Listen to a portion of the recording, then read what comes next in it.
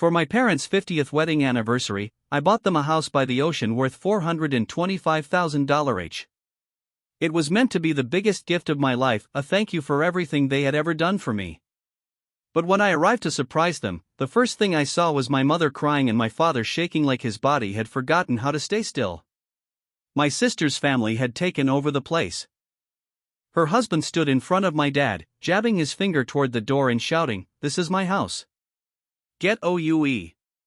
My sister laughed right up until I walked through the doorway. Then she went silent. My name is Ethan. I am 37 years old, the oldest child, the one everyone turns to when things fall apart. I work as a neurosurgeon, the kind of job that sounds impressive until you realize it owns your life. I live mostly out of a hospital locker and a half-packed suitcase back home. My days start before dawn, usually around 4 in the morning, mapped out on schedules that tell me when to breathe and when to eat. I do not drink much, and I run when I can, not because I love it, but because it helps me think. I save nearly everything I earn. That habit came from growing up surrounded by bounced checks, overdraft fees, and the phrase, "we will see next month." I was the kid who tried to make sense of adult panic. When I was 10, I used to pat my mother's shoulder while she cried about late rent and whisper, "It will be okay." I got used to the taste of fear early, learned the rhythm of crisis, and figured out that being useful was my way to survive. 2 weeks ago, my parents reached 50 years of marriage, and I wanted to give them something that actually felt like peace, a home that did not creak, where the air smelled like salt, and where every inch whispered, "You made IE." I found a small blue house sitting just above the WATM. It leaned a little to one side, sure, but it had charm. A white porch wrapped around the front, 2 palm trees guarded the yard, and the windows hummed when the bay breeze came through. It cost $425,000 each. I closed the deal under their names, handled the bills, filled the fridge, and left a note in the silverware drawer that said, "For slow mornings and loud laughter. Love, E." Nobody else knew about it, not even my sis-M. The day I drove down, I had a cake in one hand and a bottle of sparkling cider in the other. The sky was annoyingly perfect, the ocean clear, and I remember thinking how stupidly happy I feel. But when I pulled into the driveway, there was a strange SUV already parked there. Something was off. The front door stood wide open, and the screen kept slapping against the frame in the wind. When I stepped inside, my mother was clutching a dish towel like she was waving surrender. Her eyes were red and tired. My dad sat in a chair, shoulders drooping, hands shaking. Cardboard boxes were scattered everywhere, and voices echoed from down the hall. A children's cartoon blared from the living room even though I had never turned the television on. Before I could ask anything, my brother-in-law Derek stumbled in, barefoot, holding a beer, wearing a football jersey. He squared up to my father, jabbed his finger at the door again, and barked, "This is my house. Get OUE." From the couch, my sister Claire laughed and said, "Relax, Dad. We are just getting comfortable." I could feel the plastic lid of the cake digging into my hand. Something inside me went completely quee. Before I tell you what happened next, I should explain how we got here. Claire is 2 years younger than me. Growing up, she was always the artist, the dreamer, the "she will figure it out someday" child. My parents defended her through every mistake, calling it a rough patch. They meant well. And me? I became the fixem. First it was her textbooks, then a semester of tuition, then the down payment for her first apartment, just until her husband Derek's new business took off. When it finally took off, it was my wallet doing the heavy lifting. I paid for braces for their oldest kid when their insurance came up shore. I bought them a used minivan after the bank refused their loan. I co-signed their lease when they got evicted. My payment notes read like diary entry H. Claire, electric bill. Derek, interview swayee. Sophie, school trip. Rent, just this once. Every transfer felt like control, like maybe I could smooth out the chaos in our family. I was wrong.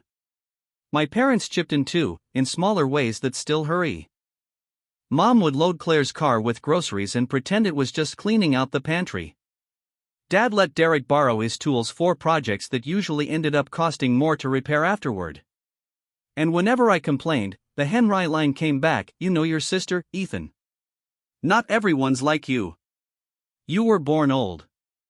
During my residency, I slept on thin mattresses in the hospital's on-call room H.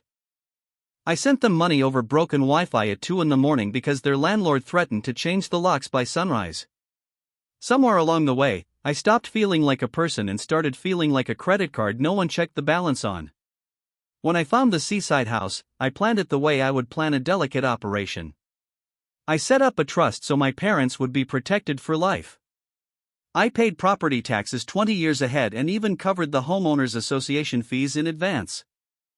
When I changed the locks and held the keys in my palm, it felt like holding a life raft, something solid and safe for the people who had given up everything for a.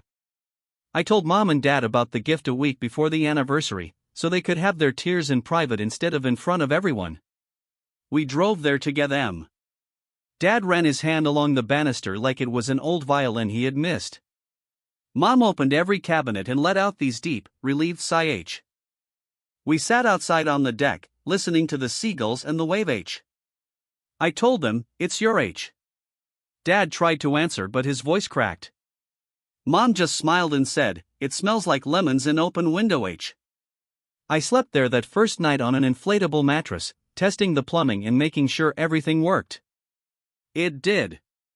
The next morning, I drove back to the city to perform a surgery on a little boy with a brain tumor the size of a plum. The house stayed with them. And then, our system, did what it always do H.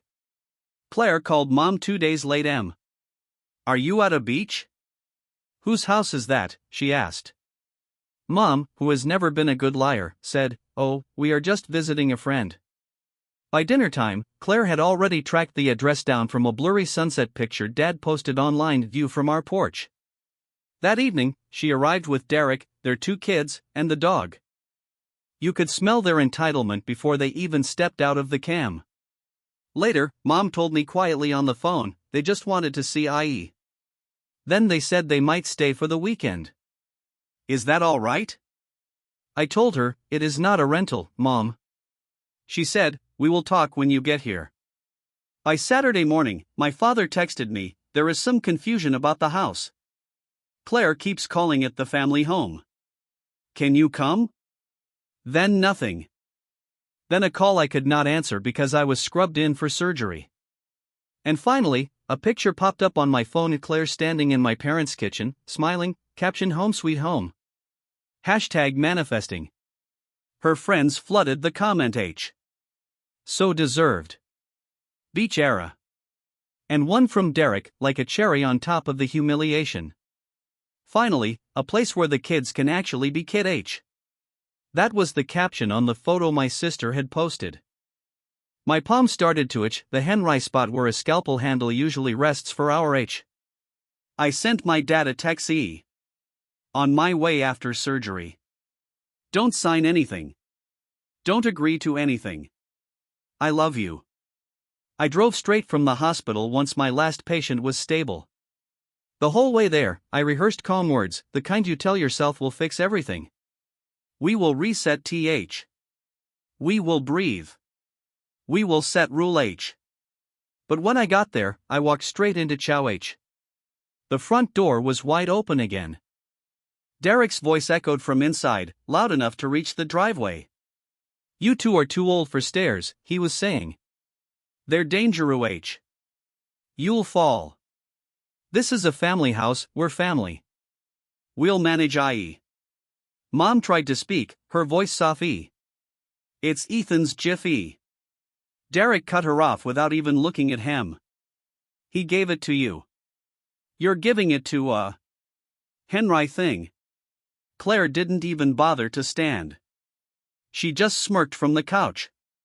"Don't be so dramatic, Mom. We'll take care of the booking H." "Bookings?" I repeated in my head. Derek gestured toward the view like he owned IE. "Prime waterfront, peak season. I already listed it this morning, easy money. You two can stay downstairs when it's off season."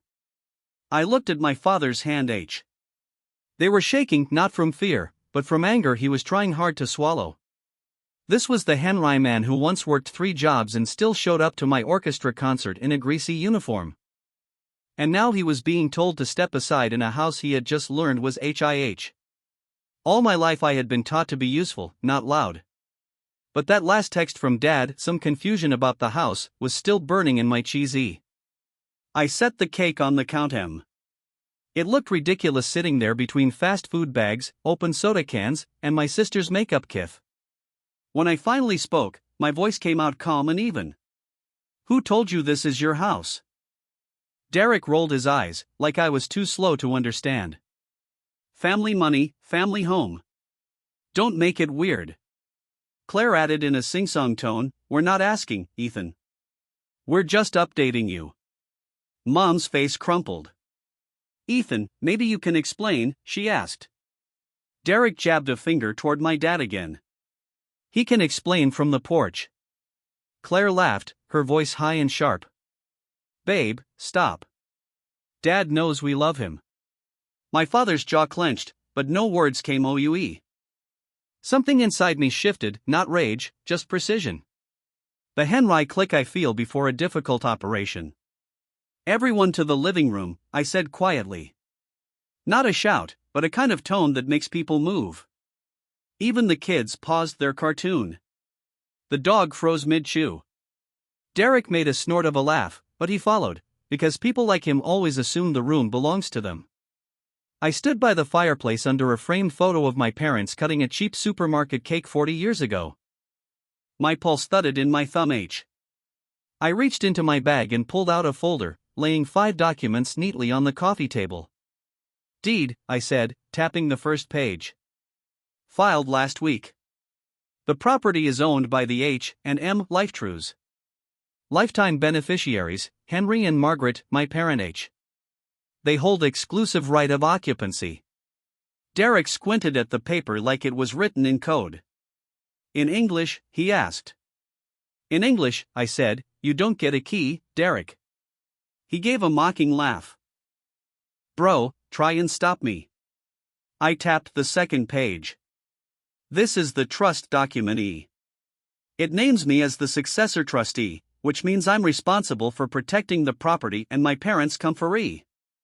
It also gives me the authority to remove anyone who threatens the E." Claire's voice went syrupy sweet.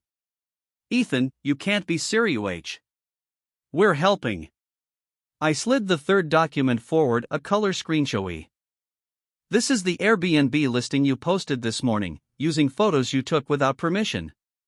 It says entire home. No owners on site. Booked solid through August. The payout account ends with the Henry digits as yours, Derek." I made sure to blur those numbers for the kid H. Derek shifted his stance. "So what? Your parents could use the extra money." I dropped the fourth page, a printed group chat from the night before. Dad had quietly forwarded it to me. Claire's messages were in gray bubble H. "We'll get him on board. He always caves if Mom creates. I'll guilt him about the med school loan H. So excited to finally have a beach base." Claire reached for the payback. I set my hand over IE. Then I placed the fifth and final sheet, a laminated copy of the Homeowners Association Rule H. I ran my finger down one section. No short-term rental H. Then I looked up at both of them. "Here's what's going to happen. You're going to pack your things today. You're going to delete the listing. You'll message every person who booked, tell them the house is unavailable, and issue full refund H. Then you'll apologize to Mom and Dad for scaring them in their own kitchen. And after that, you'll leave the key on the table." Claire blinked, like she couldn't process what I just said. Then she let out this high laugh. "Or what, Ethan?" "Or," I said evenly, "I'll perform my duty as trustee." Derek took a step toward me, puffing out his chest like we were kids on a playground. "Duty this," he sneered. Mom whispered, "Derek, please, I do not like yelling." I kept my tone surgical, precise. I set my phone on the table, screen facing up. On it were 3 drafted emails, one to the Homeowners Association with attachments, another to their attorney, and a third to the county office reporting the illegal rental. I also had a text thread open with a locksmith named Luis, the Henry Luis parked 2 houses down because I had called him from the highway when Dad first texted me some confusion about the house. Derek saw the screen and shifted his way. You would me. I would, I said. And I already did. Claire turned to Mom, desperate. Mom, tell him. Tell him this is family. Mom did not even look at him. She looked at me. Her voice trembled when she said, Ethan, do what you need to do. Derek's face twisted. He pointed to the door, the Henry stupid gesture that had started all of th. Old man OUE. I stepped between him and my them. My hands were steady. I've held living brains that beat like tiny hearts, this was nothing. Point at my father again, I said quietly, and the only door you'll walk through is the one Luis is about to lock from the outside. Silence filled the house. Even the television stopped shouting. Claire tried one last angle. She looked straight at me, eyes sharp. You're heartless, she said. You're walking out on your own family. I let out a slow breath. No, I told him. I'm just done being your Wally. That's not abandoning anyone, that's drawing a line. Derek grumbled something under his breath. We'll see about the E. He reached for the folder on the table, maybe to grab it, maybe to tear it up, like ripping paper would undo a legal truce. I didn't flinch. I just gathered the documents, slid them back into my bag, and looked at my them. Dad, I asked quietly, do you want to stay in your own living room? His throat bobbed before he spoke. Yeah. Then everyone who doesn't live here, I said, should start packing. Nobody moved. Then the doorbell rang. Right on cue, Victo M. It took nearly 3 hours to clean up the chow H. Louis swapped out the locks while Derek stomped around the driveway, muttering and pretending to make phone call H. Claire hovered near the porch, whisper yelling at him while the kids dragged half-packed bags to the SUV. The dog barked itself ragged. Inside, I sat with Mom at the kitchen table and made tea in the kettle I'd bought him. She kept dabbing her eyes with a napkin. I didn't want to tell you, she said softly. I thought we could fix it before it got bad. They showed up so phase. She sniffed. They said they'd make things easier for us, no stairs for your father, less to clean. They said they'd handle the hard part. I looked at him. The hard parts are what make it yours, Mom. She nodded, small and guilty, the Henry way she used to when she apologized for something that wasn't her fault. Dad sat quietly, staring out the window at the ocean. I should have been stronger, he said. Should have told them to leave. You called me, I told him. That was strong enough. I opened my laptop in the living room, used my phone's hotspot, and canceled every single illegal booking Claire and Derek had posted online.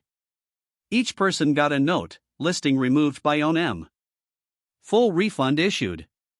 One guest threatened to post a bad review, so I attached the Homeowners Association rule against short-term rental H. Then I typed up a short letter for the neighbor H. You may have seen extra car H. There was confusion, but it's resolved. There will be no rentals at 24C Spray. Meanwhile, Claire was still trying to spin the story. Her first attempt, we were just happy for them. I wanted the kids to spend more time with their grandparents, you're always so busy. She said it while sitting on a packed suitcase, her face arranged like she was the one getting kicked out of her own home. Her second try, if you think about it, it made sense. You're barely ever here. They're getting old M. We've got the energy. I didn't respond to either one. When she realized I wasn't biting, she went for the throwaway. You think money makes you in charge, she snapped. You buy things so you don't have to actually care. I looked at her and said, calm as stone, I bought this house for our parentage. Not as a prize for you to steal. She froze for a second, then turned cold. We'll remember this, she said. I hope you do, I said. Derek, arms crossed, refused to hand over the key. Come and take it, he sneered. Would have been funny if Luis hadn't just installed a keypad lock 10 minutes before. I reached right past him, punched in the temporary code 4 zeros, and reset it to one. Dad picked himself. Derek's smirk dropped. His leverage was gone, floating out the window with the sea breeze. He puffed up again. You think all this paper makes you safe? I know people. I'm sure you do, I said evenly. And one of them can explain to you how a legal trust outlives your tantrum. He stared at me, trying to read if I was bluffing. I wasn't. When they finally started carrying boxes to the SUV, Claire paused on the porch. You could have just talked to me, she said. I've been talking to you for 10 years, I told him. Her mouth twisted. You'll regret this when they need help and you're not around. I looked over at Mom, pouring tea for Dad. I am around, I said. For them. They leave. The dog barked at the window like it wanted to argue property law. Once the SUV disappeared down the road, the house went still, Henry air, but different. I could hear the waves again. I could hear my parents breathing. I grabbed a trash bag and walked room to room, cleaning up the wreckage, juice boxes, a tiara, 2 mismatched sockets. In the guest room drawer, I found a folded paper, Derek's business plan. He'd estimated their rental income at 5 times the HOA fine. In the margin, Claire had scribbled, Tom won't say no if Mom creates. I set the paper down like it might burn me. Mom apologized again for the mesh. It's just crumbs, I said. When the sun dipped low, Dad touched my arm. Son, he said, voice rough, I don't know how to say this without feeling like I failed you both. You didn't fail anyone, I told him. You gave us everything you had. You just gave her too much for too long. He nodded. Didn't argue. He knew it was true, and sometimes the tea Margaret is the only thing that feels like peace. That evening we ate a simple dinner on the deck. Mom told a story about her first apartment, the one with the mouse she named Bernard because he only showed up on Sunday. Dad laughed, a real laugh, the kind I only hear when he's not holding himself together for everyone else. My phone buzzed on the table, constant and angry. Claire, you made Mom cry. Derek, cease and desist, Dr. Boy. Another from an unknown number, turned out to be Derek's cousin. We're coming down next weekend, right? We already invited people. I put the phone face down and kept eating. That night, I installed an alarm system and a small camera on the porch, the kind that greets you with a cheerful chime. I figured my parents would actually like IE. I put the access codes in a folder labeled Happy Things in big print so Dad could read it without his glass H. I left copies of the trust, the deed, and the Homeowners Association rules in another folder marked Boring RMOM. Before I left, Mom stood in the doorway with her sweater pulled tie. I'm sorry it came to this, she said. I'm not, I told him. It had to. The following week was rough. Everything felt off balance, like a table with one short leg. Claire went on a full-blown social media crusade, claiming I'd stolen a home from her kid H. Family group chat exploded with screenshots and cousin commentary. Then came Claire's Instagram stories, plain background, white text, her favorite way to play the victim.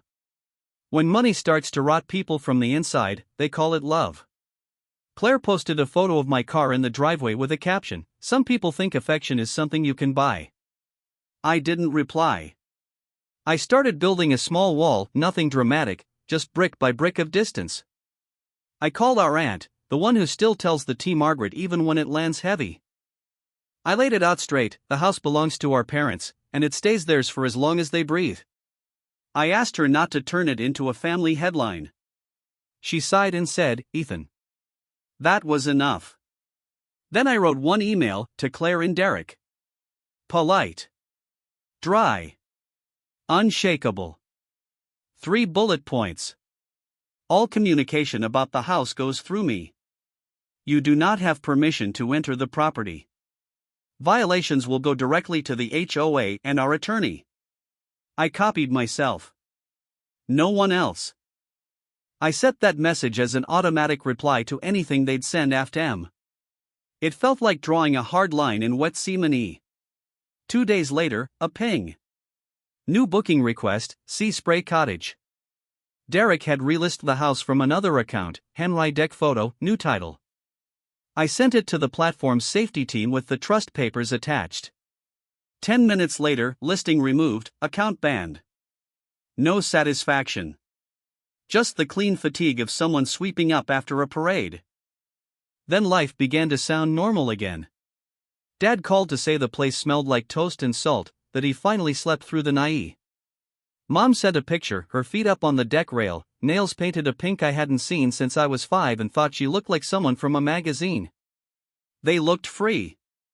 Claire kept picking at the scab. She sent a payment request for emotional damage. She mailed a letter calling herself primary caregiver. A fantasy printed in ink. Derek posted memes about me, $signs, syringes, some nonsense about greed. But the noise never crossed the property line. One night, she called from a blocked number. I answered, because I always hope maybe this time will be different. Her voice was low. Ethan, we're drowning. Derek lost his contract. We're behind on Renee. The kids. I closed my IH. There's a point where empathy stops being holy and starts being fuel for the fire.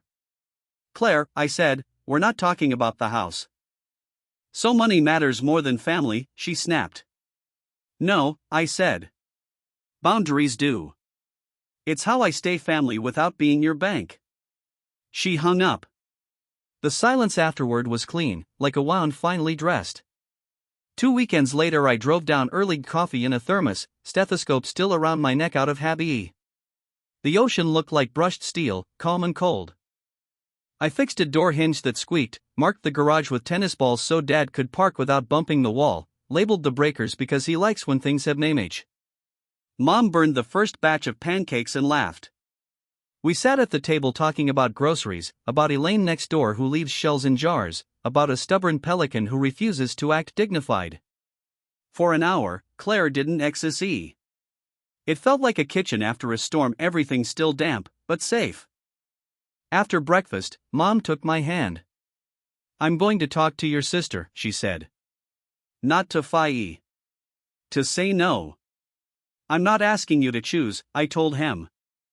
I just want peace here. It's not choosing, she said softly. It's ending the pretending.